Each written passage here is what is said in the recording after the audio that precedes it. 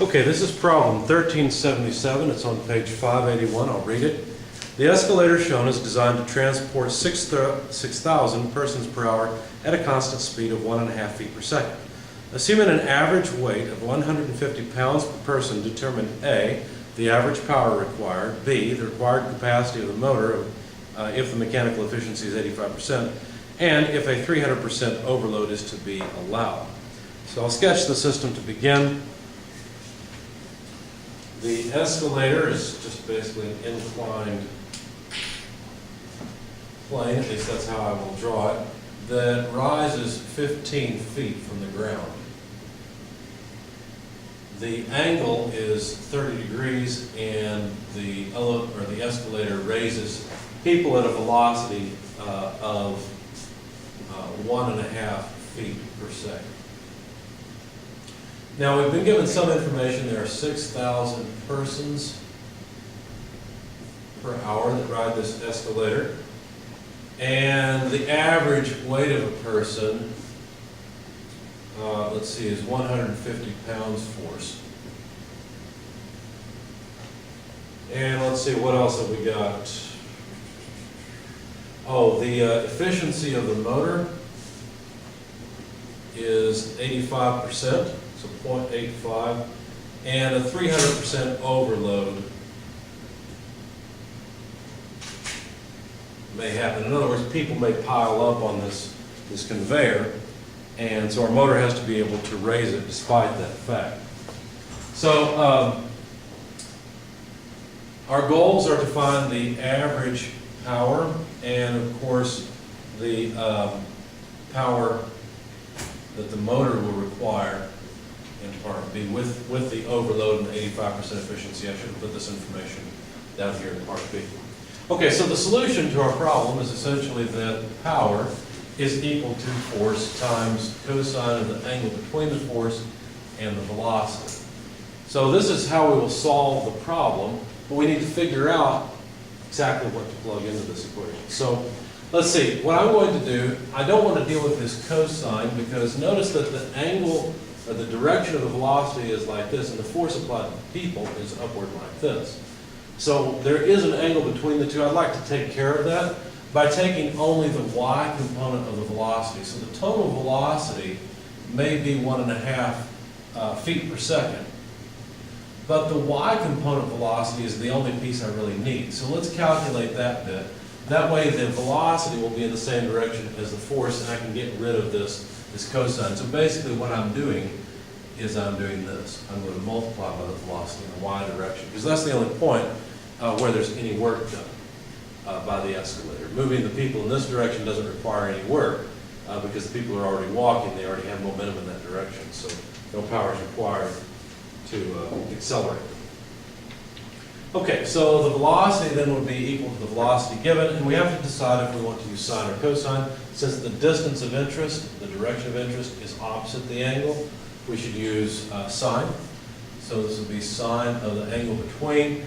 Plug in 1.5 feet per second times sine of 30 degrees. You find that the velocity in the y direction is 0.75 feet per second. So 3/4 of a foot per second is the velocity in the y direction of the people. The amount of time required to transport the people from the base to the top is the height divided by the velocity in the y direction. Because think about it, the velocity in the y direction is constant, multiplied by time will give you the height of the escalator. So this is just getting the amount of time required. So that's 15 feet divided by 3/4 of a foot per second. So that takes care of the feet, leaves us seconds, and that's 20 seconds that it takes for the escalator to raise a person from the bottom to the top. So I want to now find the average escalator load.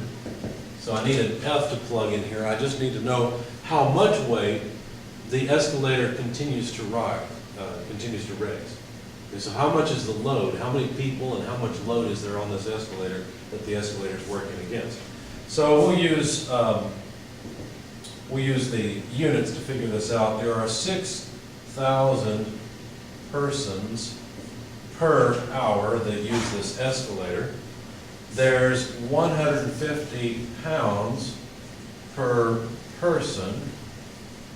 Okay, so the person unit goes away. And the next part, it may be a little more difficult to conceptualize, but in 20 seconds, the escalator has moved an entire load off. Okay, now I know it's gained another load in that time, but it only takes 20 seconds to move off the people. So what we have to do now is multiply by 20 seconds worth of time to get rid of the time in the denominator. Now, of course, we've got seconds here and hours here, so we've got to convert those. But the conversion for that is easy. There's 1 hour per 3,600 seconds. So that takes care of the seconds and the hour, and will just give us pounds force at the end. So the average load on the escalator is just 5,000 pounds force. Now, I shouldn't put a box around that. That's not our answer. So that answers the question of what force should I plug in here and what velocity. So let's go back up to our equation, plug it in.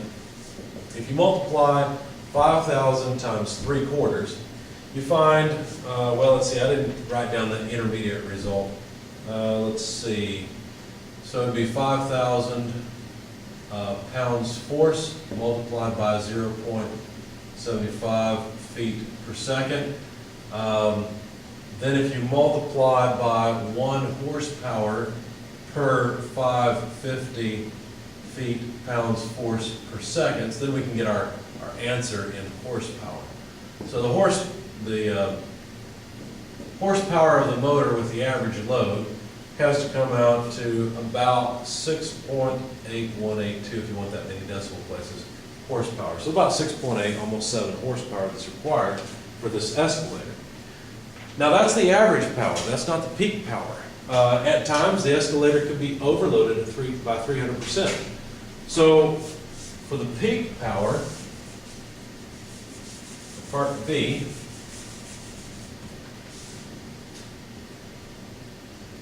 we need to take 3 times the 6.8182 horsepower.